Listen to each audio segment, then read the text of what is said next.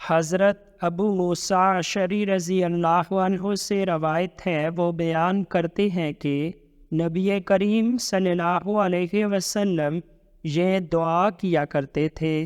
اللہم اغفر لی خطیئتی و جہلی و اسرافی فی امری وما انت اعلم بہ منی،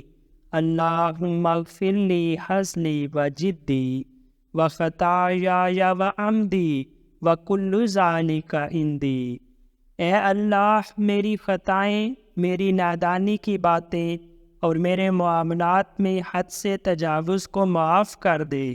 اور ان کو جن کو تو میرے سے زیادہ جانتا ہے۔ اے اللہ، ہنسی مذاق میں، سنجیدگی میں نادانستہ اور دانستہ خطاؤں کو معاف کر دے، اور یہ سب میری طرف سے ہے۔